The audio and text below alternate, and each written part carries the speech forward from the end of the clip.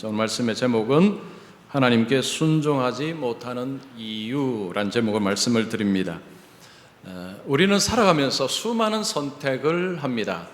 어느 대학을 들어갈 것이냐, 누구와 결혼할 것이냐, 어떤 직업을 가질 것인가, 어느 직장에 들어갈 것인가, 이게 전부 선택입니다.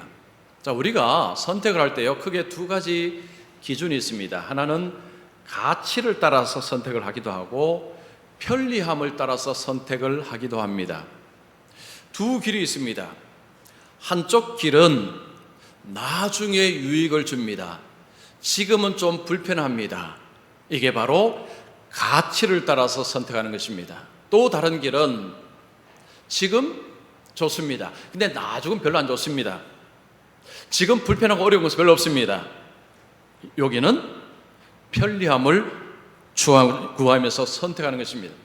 자, 우리가 수많은 선택의 갈림길에서 가치를 보면서 선택할 것이냐, 편리함을 보면서 선택할 것인가, 늘 여기에서 우리가 갈등을 합니다. 자, 한 시간의 여유가 있습니다. 텔레비전을 볼 것이냐, 책을 읽을 것이냐. 여러분, 가치를 추구하면 뭘 해야 됩니까?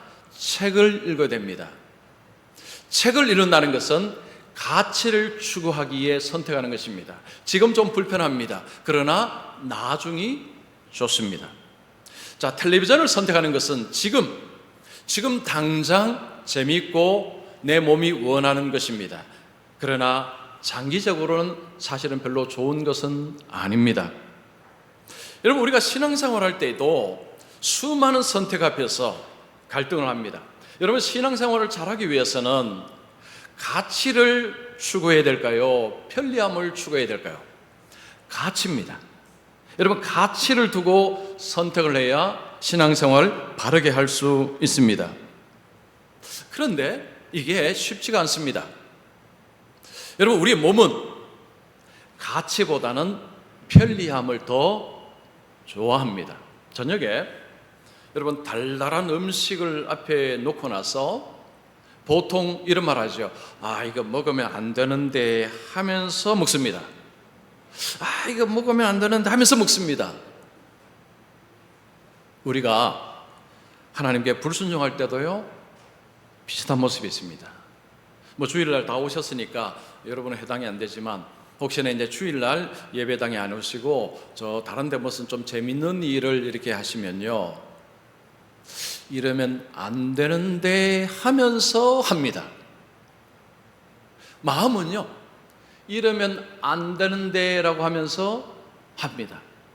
이게 우리의 모습입니다. 자, 우리는요, 가치보다는 편리함에 훨씬 더 익숙합니다. 자, 이런 관점에서 우리가 하나님 앞에 순종한다는 것은 우리의 본성, 우리의 몸은 그렇게 좋아하는 것은 아닙니다. 하나님의 말씀은 장래의 유익이 있습니다. 하나님의 말씀을 순종하면요, 장래, 저 뒤에 유익이 있고 지금은 좀 불편합니다. 좀 힘듭니다. 근데 우리 몸은 지금 좀 편한 것, 지금 좀 재밌는 것, 지금 좀 유익한 것, 이걸 원합니다. 이 갈등 속에서 어느 쪽이 자꾸 이기려고 하느냐? 편리함입니다. 편리함. 좀 더 편리한 쪽을 자꾸 선택하는 것이 우리의 몸입니다. 우리의 마음이기도 합니다. 자, 그런데 우리가 지금 당장의 편리를 위해서 불순종을 선택하면 나중에 후에 막심한 상황을 만날 수 있습니다. 그래서 여러분, 우리가 신앙생활 할 때는요, 불순종이 아니라 순종을 선택을 해야 됩니다. 자, 이걸 그럼 어떻게 할 수 있느냐? 오늘 본문에서 한 부자 청년을 통해서 한번 생각해 보겠습니다. 이 부자 청년은 젊은데 부자입니다. 그런데 이 사람은 불순종을 선택을 해버립니다.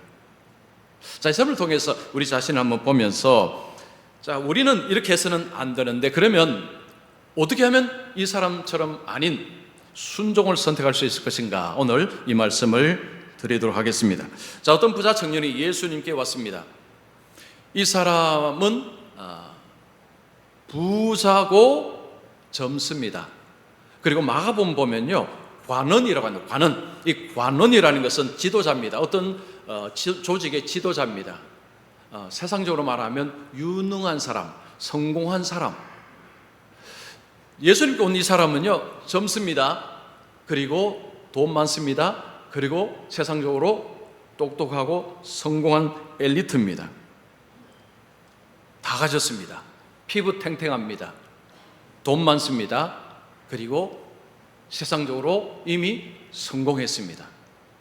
남들이 다 부러워하는 그런 조건을 이 사람은 가지고 있습니다. 근데 이 사람이 자기 발로 예수님께 왔습니다. 마가복음 보면요, 달려왔습니다.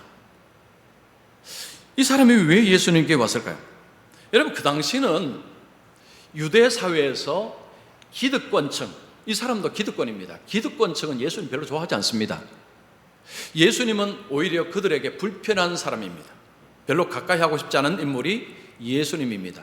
예수님을 따르는 사람은 주로 병자, 죄인들, 즉 사회적으로 좀 약자층들이 예수님을 많이 따랐지, 유대 종교 지도자들, 사회 지도자들은 예수님 별로 좋아하지 않았습니다. 근데 이 사람은 사회 기득권입니다. 이 사람이 예수님께로 왔다는 것은 상당히 이례적입니다. 왜 이 사람이 예수님께 왔을까요? 이 사람은 궁금한 것이 있습니다. 평소에 궁금한 것이 있는데 이게 좀 해결이 안 되고 있습니다. 그가 볼 때 예수님은 다른 랍비들과 달랐습니다. 다른 성에 보면 이 예수님을 선한 선생님이라 부릅니다. 자, 예수님을 이 사람은 어떻게 생각하느냐면 도덕적으로 훌륭한 사람, 그리고 잘 가르치는 선생, 이렇게 알고 있었습니다. 그래서 자신이 평소에 궁금한 것을 물으면 이 예수님은 대답을 잘 해줄 것으로 생각을 하고 예수님께 온 것입니다. 사람은 궁금한 것이 있으면 그 궁금한 것을 해결하려고 합니다. 여러분, 궁금한 것이 있으면요, 어쨌든 그 궁금한 것을 해결을 하려고 하는 게 사람의 모습입니다. 아이들이 태어나서 이 말을 하게 되면요, 그때부터 뭐 합니까? 질문 쏟아냅니다. 엄마 이게 뭐야? 엄마 저게 뭐야? 아빠 이게 뭐야? 아빠 저게 뭐야? 쉴 새 없이 막 묻습니다. 처음에는 그 질문들이 사소하니까 부모들이 쉽게 대답을 해줍니다. 근데 좀 가면요, 이 질문이 이게 어려워집니다. 부모가 대답을 못 해줍니다. 그 부모가 어떻게 합니까? 입 다물어. 질문 그만해. 입을 막으려고 합니다.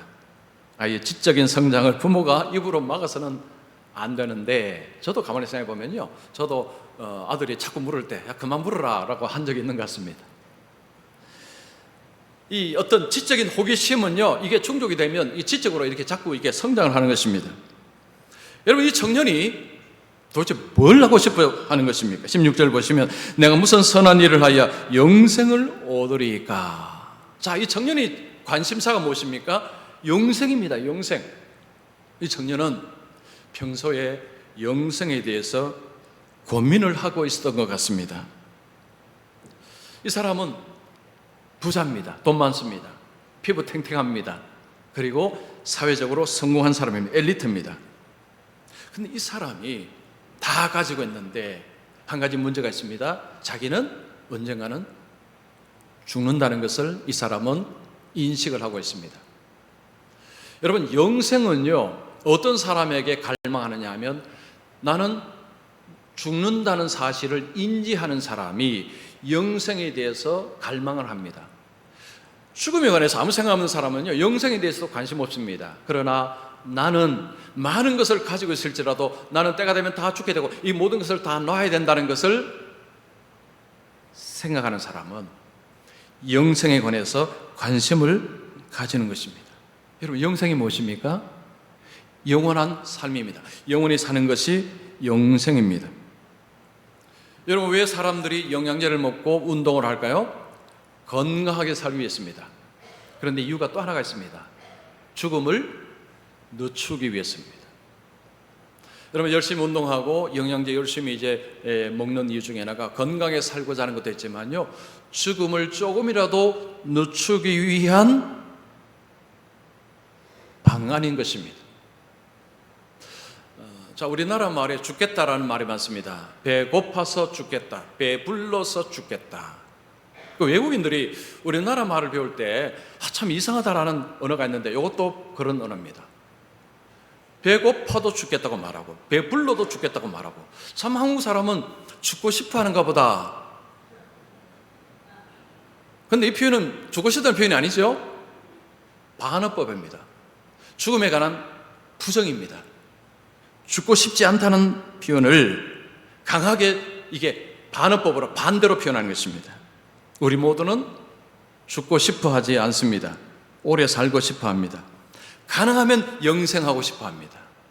근데 삶이 너무 힘들고 고통스러워서 사람들은 빨리 죽었으면 좋겠다, 아니면 자기의 목숨을 끊기도 합니다. 그런데 만약에 이 청년처럼 돈 많죠? 피부 탱탱하죠? 그리고 사회적으로 존경받는 명예도 있죠? 여러분, 이런 사람일수록 오래 살고 싶다는 욕망은 더 커질 수밖에 없는 것입니다.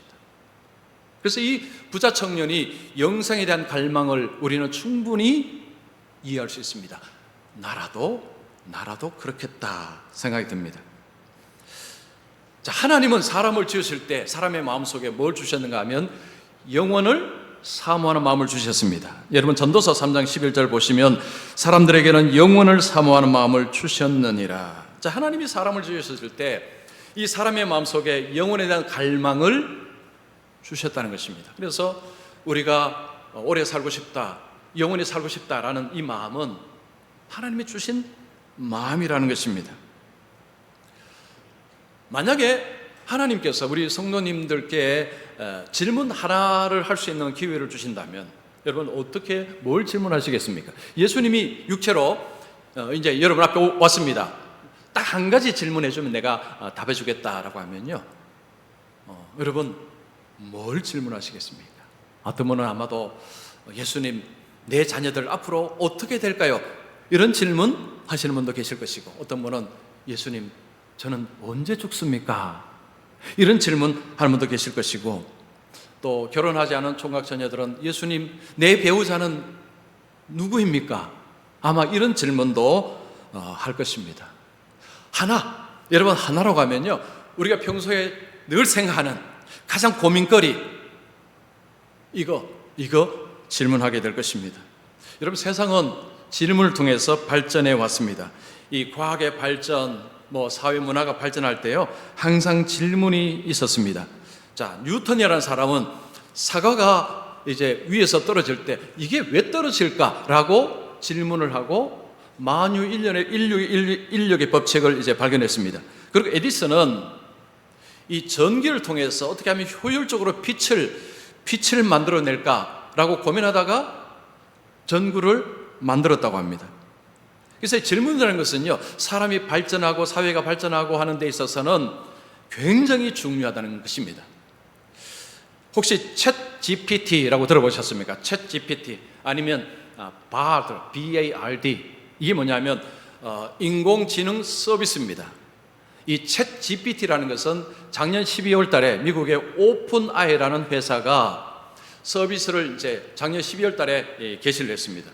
그리고 올 5월 달에 미국의 구글이 바드라는 비슷한 서비스를 이제 시작을 했습니다. 이것은 뭐냐면 대화형으로 이제 질문하고 답하는 것입니다. 보통 우리는 뭔가 검색하면요, 이 단어를 씁니다. 명사형을 씁니다. 예를 들어서 상도동 맛집 하면 검색하면 상도동 맛집을 쭉 이렇게 검색해 줍니다. 그러면 우리가 보고 하나 선택하면 됩니다. 근데 이 서비스는요, 완전히 다릅니다. 문장으로 질문이 됩니다.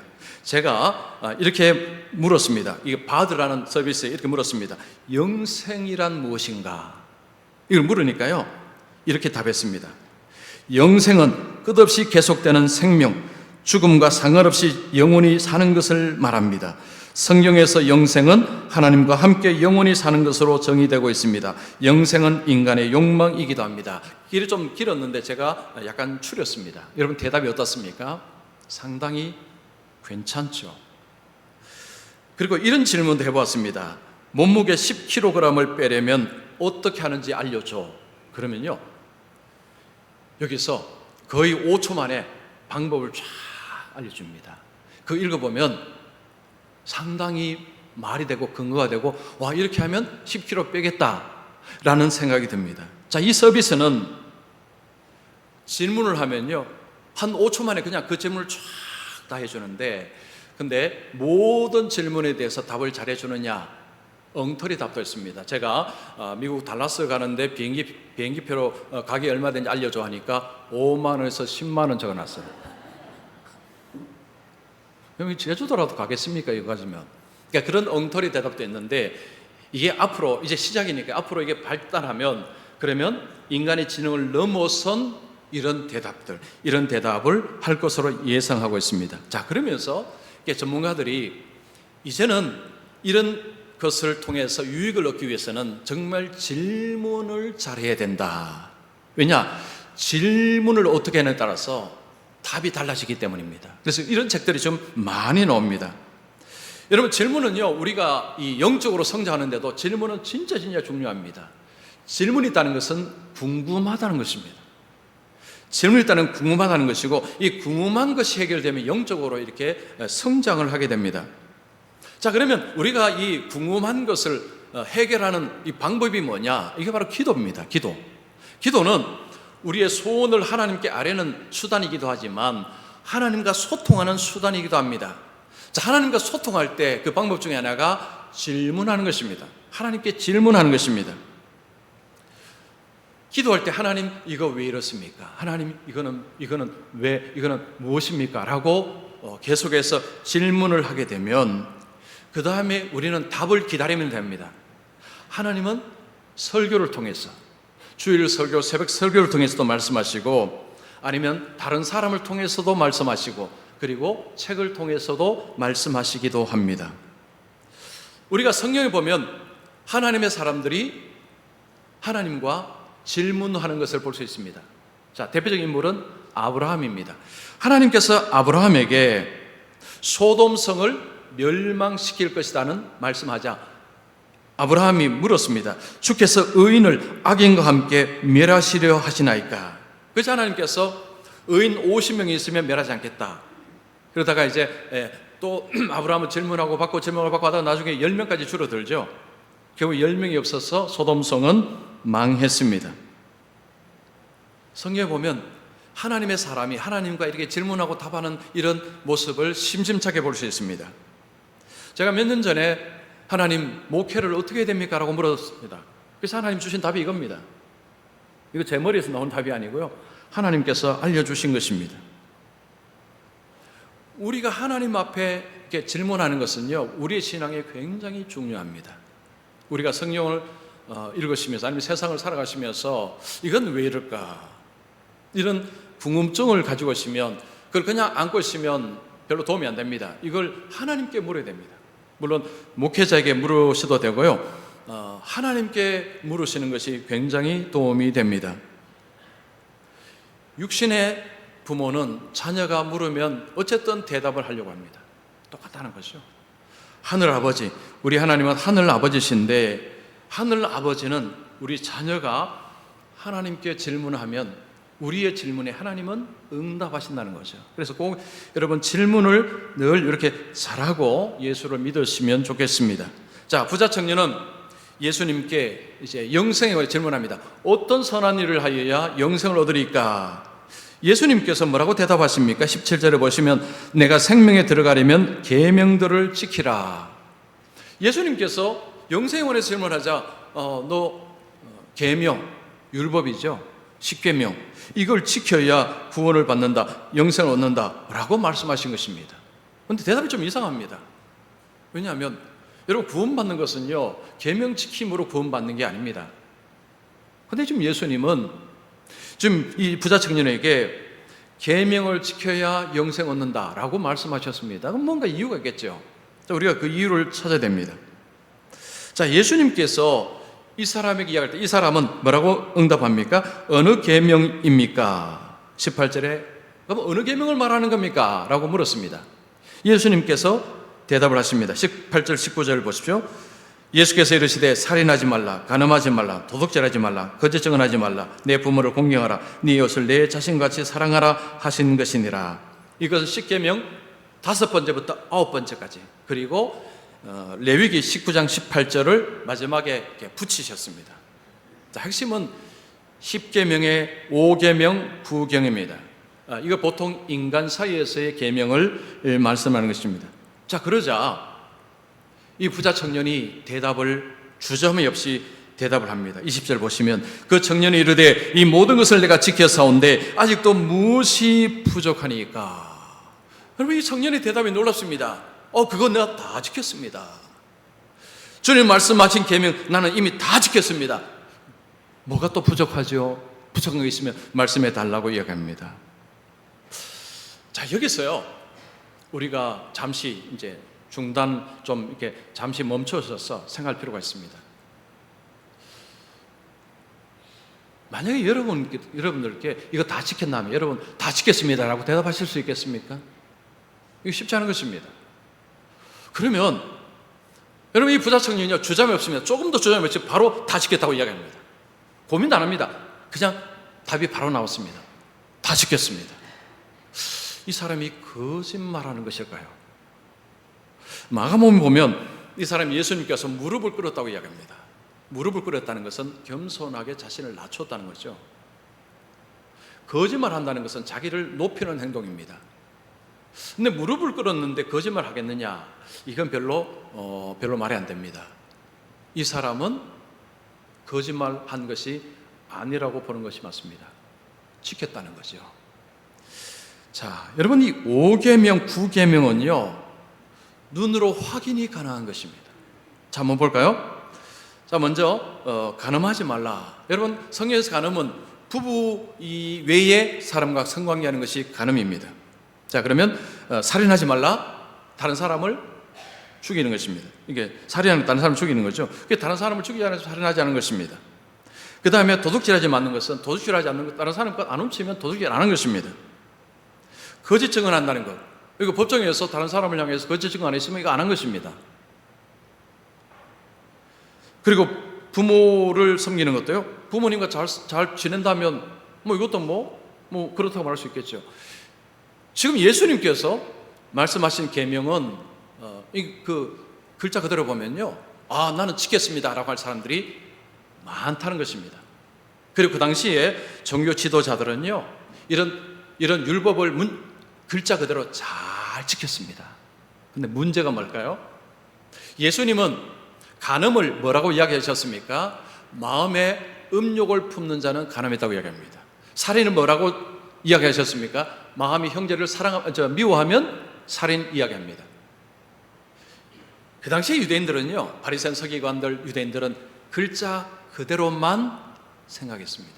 그러나 예수님은 그 밑바탕의 의미를 알려주셨습니다.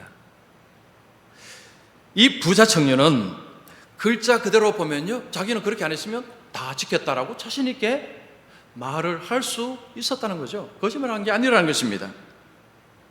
자, 부자 청년은 다 지켰다고 말하고 부족한 것이 있으면 알려달라고 합니다. 자, 그래서 예수님께서 21절에 이렇게 말합니다. 예수께서 이르시되 내가 온전하고자 할진대 가서 내 소유를 팔아 가난한 자들에게 주라. 그리하면 하늘에서 보화가 내게 있으리라. 그리고 와서 나를 따르라 하시니. 자, 예수님이 네가 온전하고자 한다면 너 있는 것을 다 팔아서 가난한 자들에게 주고 나를 따르라 그러셨습니다.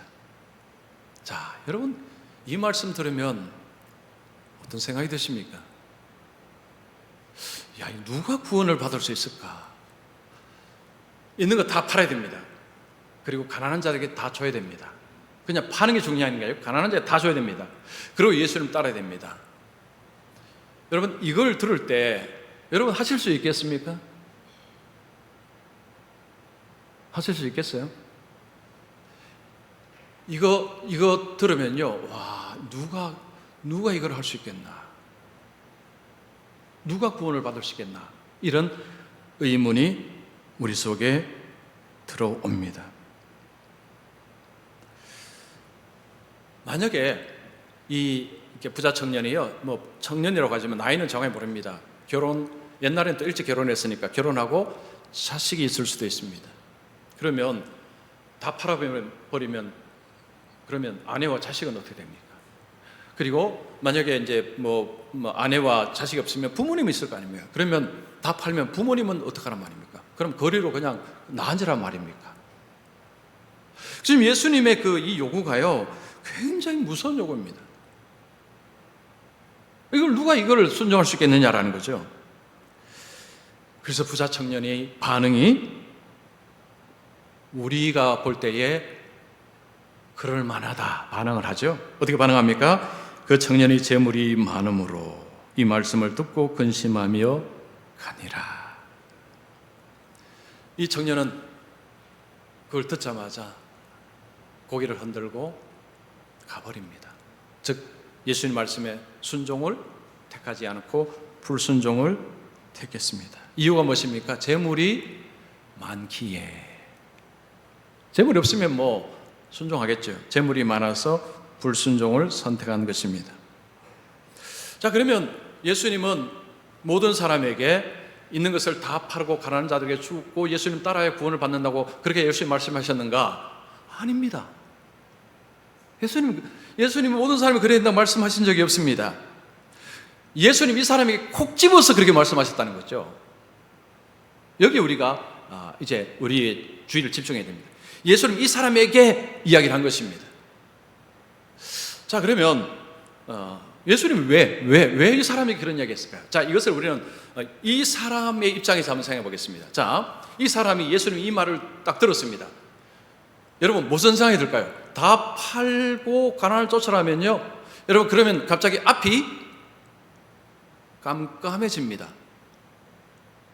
앞이 답답해집니다. 고생길이 이제는 훤하게 보입니다. 본능적으로 그 생각이 들어올 수밖에 없습니다. 자, 여기서 한 가지 아쉬운 것이 하나가 있습니다.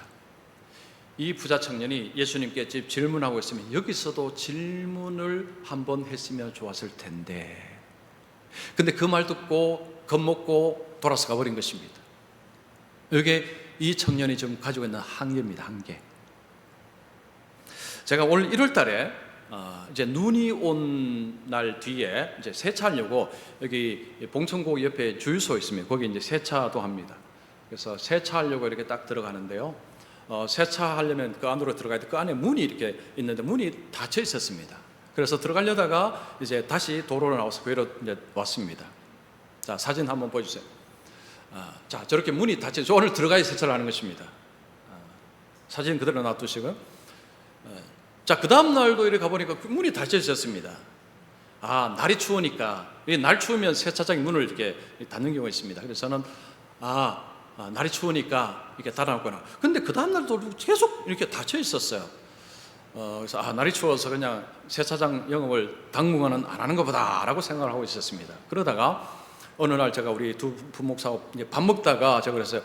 저 세차장은 세차를 해야 되는데 자꾸 닫아놨어. 내가 세차를 못 하고 있다. 이러니까 우리 이스가 목사가 목사님 그거 자동문입니다라는 거예요. 자동문. 여러분 저 글자 보이죠? 그러니까요 제가 차 끌고 가보니까 천천히 진입해 주세요. 자동문이라는 거예요. 그래서 차를 앞에 갖다 대니까요 문이 이렇게 쫙 열리는 것입니다.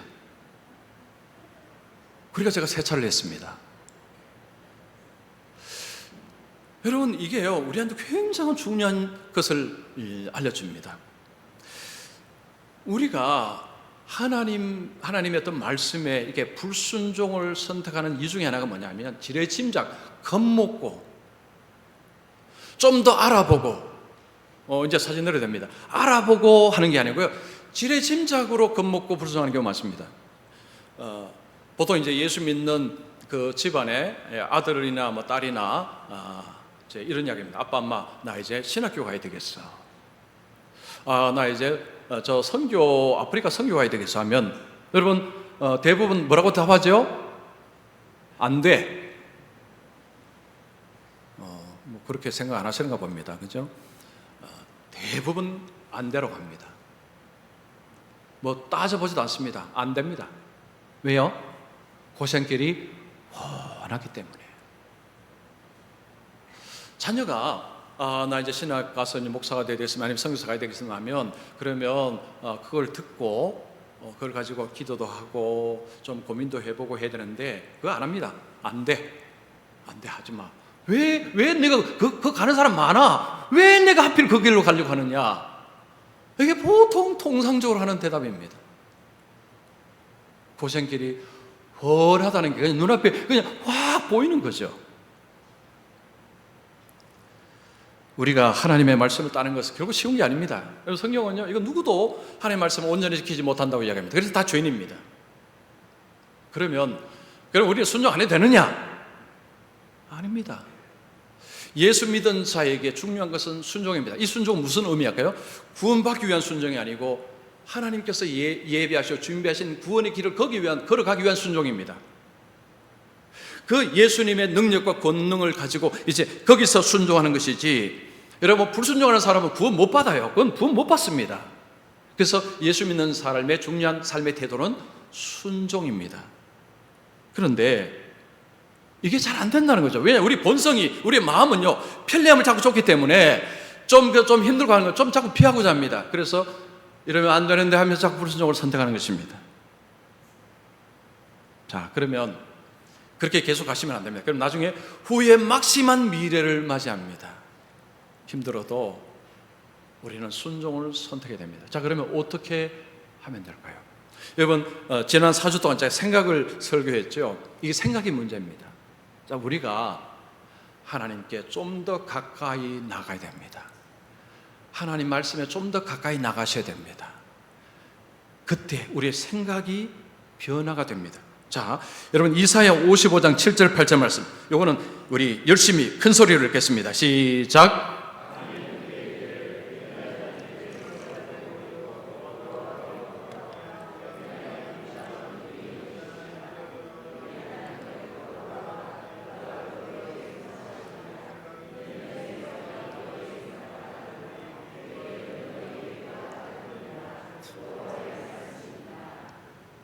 스트레스, 정말 스트레스가 아니고 스트레오. 예. 자, 좋습니다. 여기 보면요, 불의한 자, 악인은, 불의한 자는 그의 생각을 버리고 여호와께로 돌아오라. 자, 그리고 내 생각이 너희의 생각과 다르며 내 길은 너희의 길과 다름이니라. 우리의 생각하는 것하고 하나님의 생각이 다르답니다. 차원이 다르답니다. 근데 자꾸 우리는 우리 생각으로 지레 짐작을 해버리고 어렵다 힘들다 해서 돌아서 버리는 거죠. 근데 하나님의 생각은 우리의 생각과 원래가 다르다는 거죠.